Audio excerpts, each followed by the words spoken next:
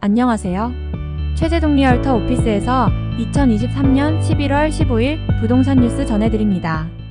오늘 미국에서는 기대보다 낮은 인플레이션 데이터 발표가 있었습니다. 즉 인플레이션은 잘 잡히고 있다라는 내용이었는데요.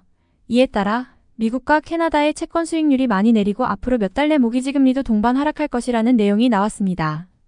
특히 5년짜리 정부 채권 수익률 하락은 고정금리, 모기지금리가 바로 내려가는데 긍정적 영향을 줄 것으로 보입니다. 채권금리가 내려가면 은행 모기지금리가 동반하여 내려가는 이유는 간단하게 말씀드리자면 은행이 소비자들에게 대출 명목으로 돈을 빌려주려면 시중에서 돈을 빌려와야 하는데 이 빌려오는 돈의 조달 비용이 낮아져서 그렇습니다. 그리고 이 조달 비용이라는 것은 정부 채권 금리가 시장 금리로 작용하기 때문입니다. 모기지 대출 금리가 내려가면 높은 상환 금액으로 고군분투하던 소비자들에게는 좋은 소식이 아닐 수 없습니다. 미국의 인플레이션 둔화는 캐나다에게도 아주 좋은 소식입니다. 왜냐하면 미국은 캐나다의 가장 큰 무역 파트너이고 그 의존도도 아주 높습니다. 따라서 미국의 인플레이션 즉 물가는 바로 캐나다로 이전되기 때문에 캐나다 국내 물가에 큰 영향을 미칩니다. 물론 환율에 따라서도 국내 물가가 영향을 받게 됩니다. 이렇게 미국의 인플레이션 데이터는 캐나다의 인플레이션 기대에 큰 변화를 일으킬 수 있습니다. 오늘 아침에 발표된 미국의 소비자물가 지수 CPI가 예상보다 둔한 것은 캐나다의 모기지 대출자들에게 좋은 소식이었습니다.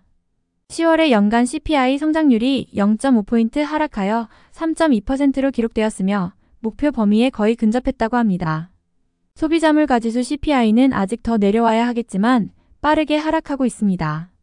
시장은 더 이상의 금리 인상은 필요하지 않을 것으로 여기지만 물가가 다시 고개를 쳐들면 상황은 변할 수 있을 겁니다.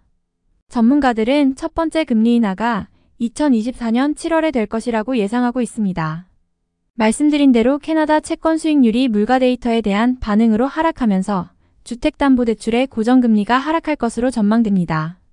이번 아침 데이터에 대한 초기 반응으로 캐나다 정부 5년 만기 채권 수익률은 0.19포인트 하락하여 일시적으로 3.751%의 낮은 수준을 기록했습니다.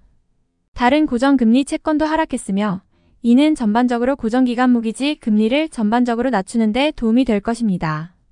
장중에 반등이 있었지만 채권금리는 중기적으로는 큰 추세는 하향하는 모양을 그리고 있습니다.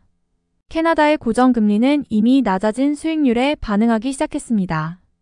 그러나 최근의 시장은 변동성이 상당히 높은 편이라 금리의 출렁거림도 상당히 높을 수 있습니다. 따라서 인플레이션 기대는 직선으로 흘러내리지 않을 수도 있습니다. 이렇게 되면 높은 금리가 유지될 수도 있어서 당분간은 조심해서 지켜볼 필요도 있습니다. 여기까지 마치겠습니다. 밴쿠버 리얼터 최재동 오피스에서 전해드렸습니다. 감사합니다.